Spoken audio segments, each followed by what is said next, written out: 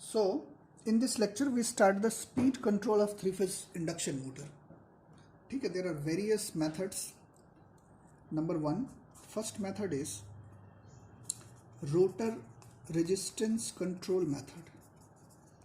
Rotor resistance control method. Second is pole changing method. Pole changing method. Okay. Third is stator voltage control method. Stator voltage control method. Fourth is cascade connection of induction motor. Cascade connection of induction motor. Fifth is frequency control method. Frequency control method. So one by one हम एक एक करके देखेंगे. सारे method important है, कहाँ क्या कमी है, किसमें क्या advantage disadvantage, one by one इसको हम देखते हैं. ठीक है. अब जैसा rotor resistance control method, this is the first method. तो आपने पढ़ा है कि जो हम स्लिप टॉर्क कैरेक्टरिस्टिक ड्रॉ करते हैं, स्लिप टॉर्क कैरेक्टरिस्टिक अगर हम ड्रॉ करें यहाँ पे by varying the rotor resistance, तो देखो दिस इज मैक्सिमम टॉर्क. और अगर हम स्लिप टॉर्क कैरेक्टरिस्टिक को प्लॉट करते हैं तो कुछ यूं आएगी.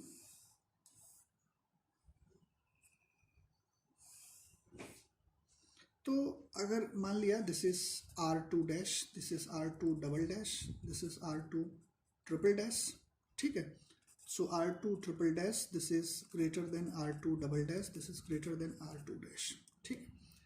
तो अगर आप रोटर रेजिस्टेंस को इंक्रीज कर रहे हैं, मान लिया हमने कि this is the load torque, ये हमारी लोड टॉर्क जिसको आपको ड्राइव करना है. तो कांस्टेंट लोड टॉर्क अगर दिया हुआ है, तो आप अगर रोटर रेजिस्टेंस को चेंज कर रहे हैं, तो देखिए आप दिस इज, मान लो यहाँ पे एक आपको स्लिप की वैल्यू मिलेगी, एक आपको यहाँ पे स्लिप की वैल्यू मिलेगी, एक आपको यहाँ पे स्लिप की वैल्यू मिलेगी. मतलब दिस इज, अगर स्लिप देखें हम तो इस तरफ स्लिप 1, इस तरफ स्लिप 0. और अगर आप स्पीड की बात करो तो स्पीड यहाँ पे 0, यहाँ पे ns. तो देखिए अगर ये हमने कोई लोड टॉर्क दिया हुआ है और अगर आप रोटर रेजिस्टेंस को चेंज कर रहे हैं, तो रोटर रेजिस्टेंस को चेंज करने पे वी विल, स्लिप की वैल्यू जो है ये हमारी इंक्रीज होगी. ठीक है, डिक्रीज नहीं होगी. अगर आप रोटर रेजिस्टेंस को बढ़ाया आपने, तो स्लिप की वैल्यू आपकी इंक्रीज होगी. इस तरफ जाने पे स्लिप की वैल्यू बढ़ रही है. और अगर आपकी स्लिप की वैल्यू इंक्रीज होगी, if slip increases then nr this will be equal to ns into 1 minus s. तो स्पीड की वैल्यू हमारी डिक्रीज होगी. फिर से आप देख लें. तो अगर हम ऐसा कर रहे हैं, लोड टॉर्क अगर हमारी ये गिवन है, कांस्टेंट लोड टॉर्क दिया हुआ है, तो आप देख सकते हैं कि जो nr की वैल्यू है this is ns into 1 minus s. अगर स्लिप हमारी इंक्रीज होती है तो रोटर की स्पीड डिक्रीज होगी. अब इसके लिमिटेड जो है वो यूज है, कारण it does not give wide variation of speed. बहुत कम स्पीड में चेंज होता है. सो जो रेंज हमें मिलती है वो रेंज बहुत कम है. ठीक है, जो स्पीड का जो रेंज हमें ये प्रोवाइड करता है वो बहुत कम स्पीड में चेंज कर पाता है ये. ठीक है. तो एक चीज है कि जो रेजिस्टेंस है वो हमेशा प्रेजेंट होता है. रेजिस्टेंस के प्रेजेंट होने के कारण क्या होगा, there is continuous power loss. Continuous power loss इसके अंदर होती है. तो कॉन्टिन्यूअस पावर लॉस अगर होगी, so the efficiency of machine will be less. Continuous, इसकी जो सबसे बड़ी खामी है कॉन्टिन्यूअस पावर लॉस. और अगर कॉन्टिन्यूअस पावर लॉस है तो जो एफिशिएंसी है वो हमारी कम होगी. अब देखिए आप इस मेथड का इस्तेमाल, रोटर रेजिस्टेंस कंट्रोल मेथड का इस्तेमाल हम किस इंडक्शन मोटर के लिए करते हैं. अगर आप इसका इस्तेमाल स्क्विरल केज के लिए करें तो ये हो नहीं सकता है. स्क्विरल केज में आप, you cannot change the rotor resistance. So this method is only applicable for slip ring induction motor. That is, this is only applicable for slip ring induction motor. Slip ring induction motor, slip ring induction motor में ही आप rotor resistance को change कर पाते हैं. ठीक है. तो देखिए आप जो स्लिप रिंग इंडक्शन मोटर में रेजिस्टेंस को ऐड करते थे, वो स्टार्टिंग में ज़्यादा रेजिस्टेंस ऐड करते थे. जैसे जैसे रनिंग कंडीशन में मोटर पहुंचती थी तो आप जो है उस रेजिस्टेंस को कट आउट करते जाते थे और फाइनली जीरो कर देते थे. लेकिन जब आप स्पीड कंट्रोल करेंगे तो वो रेजिस्टेंस मौजूद होगी. And due to the presence of that particular resistance there will be continuous power loss, continuous power loss होता रहेगा। सो ये लेस एफिशिएंट मेथड है, और जो स्पीड की रेंज हमें मिलती है वो भी बहुत कम मिलती है, बहुत ज़्यादा स्पीड का वेरिएशन नहीं होता है, कारण आप कहाँ तक रोटर रेजिस्टेंस को लेकर के जाओगे। ठीक है, सो ये इसका लिमिटेशन था रोटर रेजिस्टेंस कंट्रोल मेथड का। Next method is pole changing method. ठीक है, दिस वाज फर्स्ट। अब सेकंड की हम बात करें, pole changing method. Pole changing method में क्या है, सबसे पहले हम समझते हैं। अब जैसे आपने पढ़ा है NS is equal to 2F/P, या आप सिंपल ऐसे ले लें NS is equal to 120F/P। तो अगर आप नंबर ऑफ पोल को चेंज कर दें तो सिंक्रोनस स्पीड हमारी चेंज हो जाएगी, and by varying number of pole the synchronous speed is changed. और अगर ये स्पीड चेंज हो गई तो NR is equal to NS into 1 - S, तो हमारी जो रोटर की स्पीड है ये चेंज होगी। ठीक है, तो भाई हम पोल को चेंज कैसे करें? तो देखिए, अगर आप पोल को चेंज करते हैं किसी भी मशीन में तो आपको बेसिक चीज पता होगी कि कोई भी मोटर क्यों ना हो उसमें स्टेटर और रोटर दोनों में सेम नंबर ऑफ पोल होने चाहिए। P1 should always be equal to P2, मतलब स्टेटर के पोल और रोटर के पोल, स्टेटर और रोटर दोनों के पोल आपस में बराबर होने चाहिए। अगर आपस में बराबर नहीं होगा तो the motor will unable to produce torque, किसी भी एक डायरेक्शन में मोटर जो है वो टॉर्क प्रोड्यूस नहीं कर पाएगी। ठीक है, तो पोल तो इक्वल होने चाहिए। अब दूसरी चीज, अगर आप पोल को चेंज करते हैं दैट इज कि you will have to change the winding pattern, आपको जो है वो वाइंडिंग का पैटर्न चेंज करना पड़ेगा। ठीक है, अब जैसे हम स्लिप रिंग इंडक्शन मोटर की बात करें तो स्लिप रिंग इंडक्शन मोटर में स्टेटर और रोट, अगर आप पोल को चेंज करते हैं तो आपको स्टेटर में भी और रोटर में भी दोनों में पोल को चेंज करना पड़ेगा। ठीक है, तो दोनों में पोल चेंज करना which is quite laborious and uneconomical. दोनों में पोल चेंज करना मतलब दोनों में डिफरेंट नंबर ऑफ वाइंडिंग लगाना। डिफरेंट नंबर ऑफ वाइंडिंग लगाने का मतलब है कि जो है वो कॉस्ट इसकी इंक्रीज कर जाएगी। तो अब हम बात करें स्क्विरल केज इंडक्शन मोटर में, तो स्क्विरल केज इंडक्शन मोटर की खासियत होती है कि इट्स रोटर, जो इसकी रोटर है, it adopts the same number of pole as present in the stator. फिर से सुन लीजिए आप, जो स्क्विरल केज इंडक्शन मोटर की रोटर है ये it adopts the same number of pole as present in the stator. इसकी रोटर उतना ही पोल खुद ब खुद एडॉप्ट कर लेती है जितना स्टेटर के अंदर मौजूद है। 2 तो 2, 4 तो 4। तो इससे क्या होता है कि आपको जो पोल चेंज करने के लिए वाइंडिंग में चेंज करना है वो सिर्फ आप स्टेटर में करेंगे।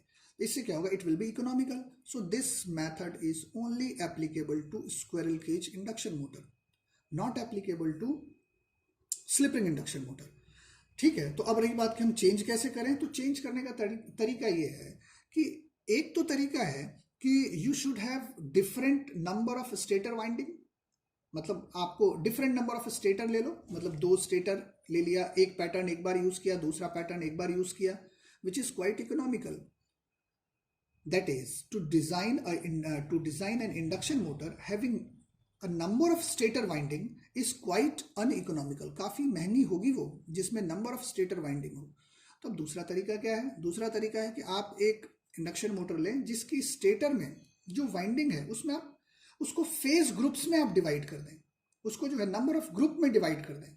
ठीक है, अब नंबर 2 ग्रुप में डिवाइड कर दें तो 2 आपको पोल के सेट मिलेंगे।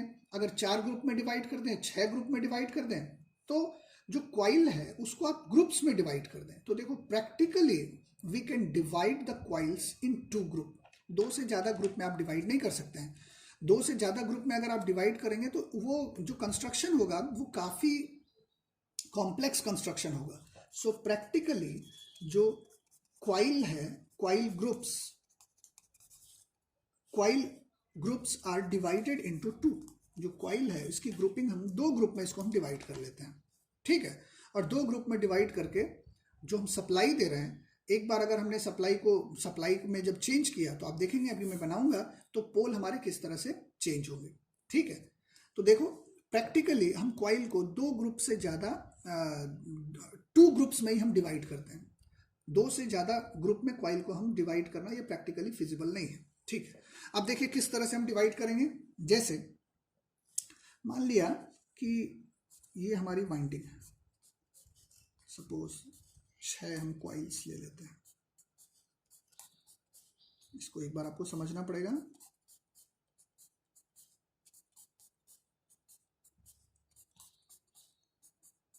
ठीक है, अब इसमें हम सप्लाई देते हैं। मान लो यहाँ पे हम ABCD 4 पॉइंट्स हम रख लेते हैं। ABCD, मान लो A से हमने सप्लाई देना शुरू किया। ठीक है, ध्यान दीजिए, फ्लो देखना किस तरह से ये चल रहा है। 1 2 3 4 5 6। अब 1 3 5 को हमने एक ग्रुप में ले लिया और 2 4 6 को हमने एक ग्रुप में ले लिया। तो हमने सप्लाई दिया, देखिए आप इस तरह से B तक पहुंच गए। ठीक है, अब आप देखिए B को हमने D के साथ शॉर्ट कर दिया। C से कोई मतलब नहीं है, अभी C में हम नहीं गए हैं, D के साथ हमने शॉर्ट कर दिया।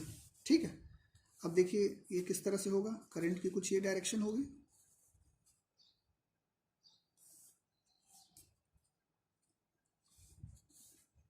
करंट कुछ इस तरह से फ्लो करेगी।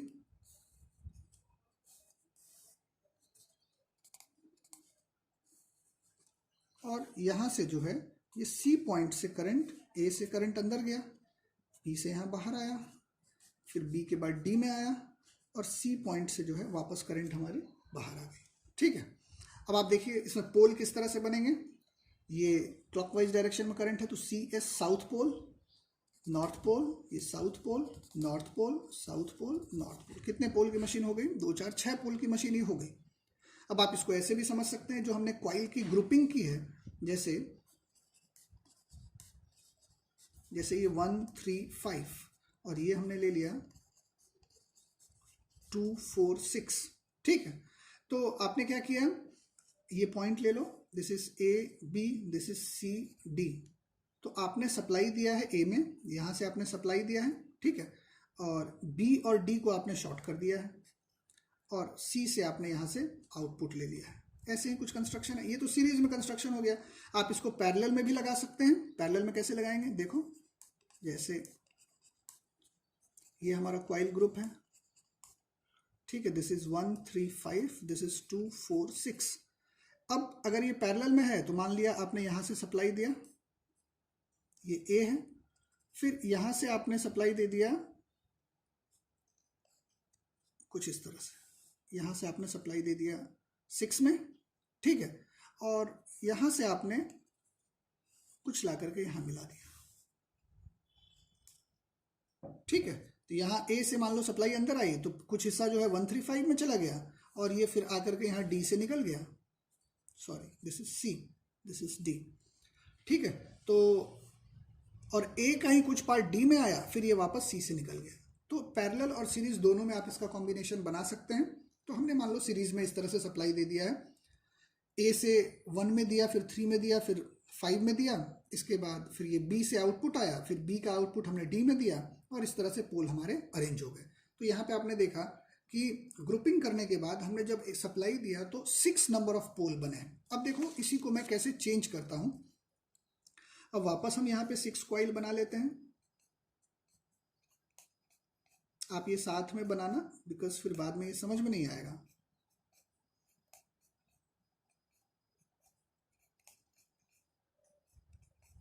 सिक्स कॉइल था, 6 हमने वापस यहाँ पे ले लिया है, 1 2 3 4 5 6। ठीक है, अब देखिए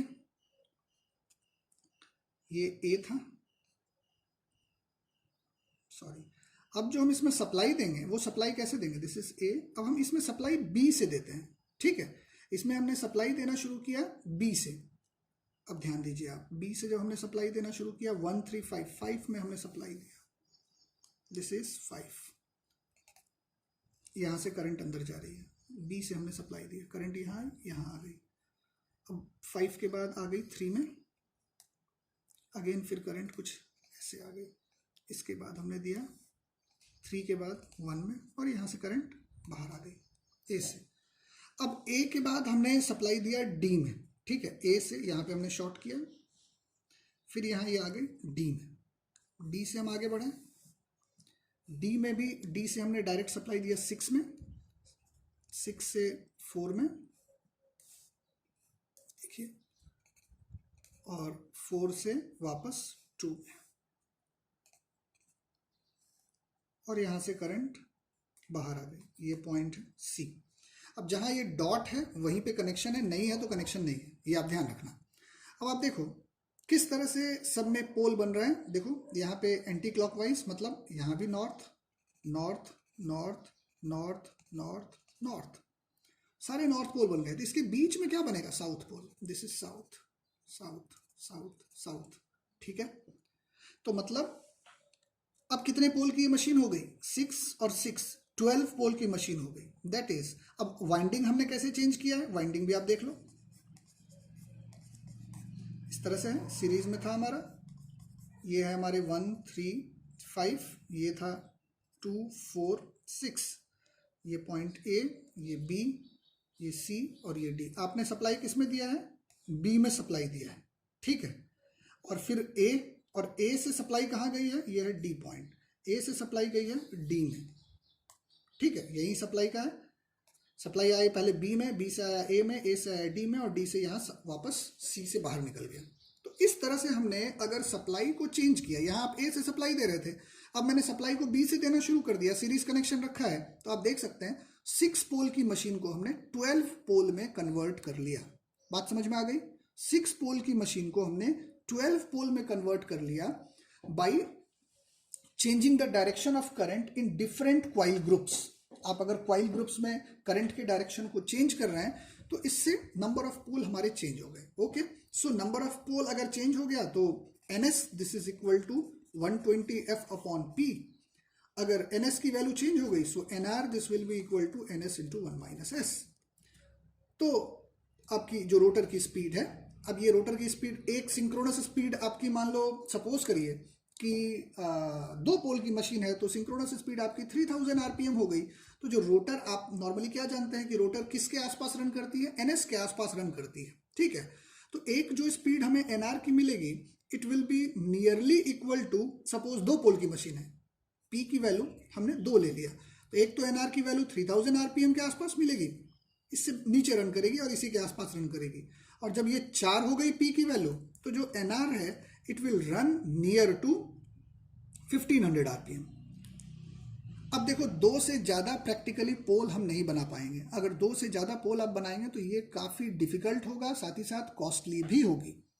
तो हमें इसमें जो स्पीड मिल रही है, इट प्रोवाइड्स ओनली 2 स्पीड्स, सिर्फ ये 2 स्पीड ही प्रोवाइड करती है, उससे ज़्यादा स्पीड नहीं प्रोवाइड करती है। तो wide variation of speed change हम इसमें नहीं कर सकते हैं, ये इस मेथड की सबसे बड़ी कमी है, ठीक है।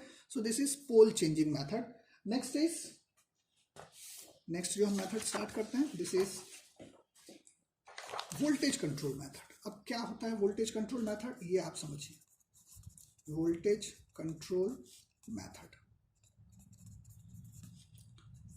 अब इस वोल्टेज कंट्रोल मेथड में क्या है कि आप सप्लाई वोल्टेज को आपको चेंज करना है, ठीक है। सप्लाई वोल्टेज को आप चेंज करेंगे तो जनरली जो आपने पढ़ा है मैक्सिमम टॉर्क का फॉर्मूला, वो मैक्सिमम टॉर्क क्या पढ़ा है? मान लो हमने रोटर के स्टेटर के इम्पीडेंस को नेग्लेक्ट कर दिया, तो हमने पढ़ा था 3/2 ओमेगा S VPH का square divided by XL2 dash, यही हमने पढ़ा था। फिर से आप देखिए 3/2 ओमेगा S, मैक्सिमम टॉर्क की मैं बात कर रहा हूँ, यहाँ पे पर फेज वोल्टेज का स्क्वायर इंटू 3/2 ओमेगा S पर फेज वोल्टेज का square divided by XL2 dash, यही हमने पढ़ा था, ठीक है। तो अब आप देखिए, अगर आप वोल्टेज को चेंज करते हैं, कम करते हैं, बाय द वे बढ़ा तो सकते नहीं, we cannot increase the voltage, if we decrease the voltage that is XL2 dash, ये तो जो इसकी रिएक्टेंस है वो कांस्टेंट है। तो अगर आप वोल्टेज हमारी चेंज होगी तो मैक्सिमम टॉर्क की वैल्यू क्या होगी? कम होगी। अगर आप वोल्टेज को, now suppose if V is half, आप अगर इसको हाफ कर देते हो तो मैक्सिमम टॉर्क कितनी हो जाएगी? इट विल बी 1/4 टाइम्स, ठीक है। तो अगर आप मैक्सिमम, आपने वोल्टेज को आधा किया तो जो मैक्सिमम टॉर्क है वो 1/4 हो जाएगी, बहुत कम हो जाएगी, ठीक है। तो इस मेथड के माध्यम से अगर हम स्पीड कंट्रोल करते हैं तो एक तो चीज तय है कि आप वोल्टेज को सिर्फ चेंज कर रहे हैं, वोल्टेज को सिर्फ चेंज कर रहे हैं। तो जो आपकी SMT की वैल्यू है, SMT ये क्या होता है? R2 dash upon XL2 dash, R2 dash upon XL2 dash. तो SMT की वैल्यू ये क्या होगी? ये कांस्टेंट होगी, ये बदलेगी नहीं, ठीक है। SMT की वैल्यू हमारी फिक्स होगी और मैक्सिमम टॉर्क हमारी चेंज होगी। अगर आप वोल्टेज को आधा करेंगे तो मैक्सिमम टॉर्क 1/4 हो जाएगी। जिस हिसाब से आप वोल्टेज में चेंज करेंगे तो उसके स्क्वायर के हिसाब से मैक्सिमम टॉर्क की वैल्यू में चेंजेस आएगी। अब देखते हैं कैसे। जैसे ये हमने स्लिप टॉर्क कैरेक्टरिस्टिक प्लॉट किया या स्पीड टॉर्क कैरेक्टरिस्टिक प्लॉट किया। अब ध्यान देना, जैसे मैक्सिमम टॉर्क हमने यहाँ पे कुछ यू प्लॉट कर लिया, ठीक है, मतलब दिस इज टी मैक्स। ये मान लो हमने रेटेड वोल्टेज के लिए प्लॉट किया है। ये जो है ये V1 रेटेड है, रेटेड वोल्टेज के लिए हमने प्लॉट किया है। तो अब आप देखियो कि ये जो इसकी SMT की वैल्यू है ये तो कांस्टेंट होगी, ठीक है। अब अगर हम वोल्टेज को रिड्यूस करते हैं, अगर अब हमने वोल्टेज को रिड्यूस किया तो अब जो इसकी टॉर्क होगी वो क्या होगी, कम हो जाएगी। अगर वोल्टेज इसकी कम हो रही है तो टॉर्क इसकी बहुत कम होगी। तो मतलब अब जो टॉर्क मिलेगा वो कुछ इस तरह से मिलेगी, सॉरी कुछ यहाँ आएगा, ये SMT का जगह ये है, तो आप यहाँ से इसको यहाँ ले जाना, ये मिलेगी, ठीक है। और अगर आपने कुछ कम किया तो अब ये वापस कुछ ऐसे मिलेगी। तो इस तरह से जैसे जैसे आप वोल्टेज को चेंज कर रहे हैं तो वैसे वैसे आपको, इसको हम फ्रेश बना लेते हैं, देखते हैं। ये हमने जो प्लॉट किया कुछ ऐसे प्लॉट किया है, ये हमारी SMT है, ठीक है। अगर आपने वोल्टेज को कम किया तो वापस जो है इस तरह से आएगी, और कम किया तो ये और कुछ कम आएगी, इस तरह से ये कम होती जाएगी। अब अगर आप देखें, मान लो यहाँ पे आपकी फुल लोड टॉर्क, मान लिया हमने कि जो टॉर्क है वो लोड टॉर्क कांस्टेंट, ये आपकी लोड टॉर्क, ठीक है। अगर लोड टॉर्क की वैल्यू कांस्टेंट है तो अब आप देखिए आपको स्पीड क्या क्या मिल रहा है। एक तो आपको स्पीड यहाँ मिलेगी, एक स्लिप आपको यहाँ मिलेगी, एक स्लिप यहाँ मिलेगी, एक स्लिप आपको यहाँ मिलेगी। मतलब दिस इज, अगर हम स्लिप की बात करें तो स्लिप इस तरफ आने पे इंक्रीज होगी, दिस इज 1, दिस इज 0। और अगर आप स्पीड की बात करो तो स्पीड अगर आप इस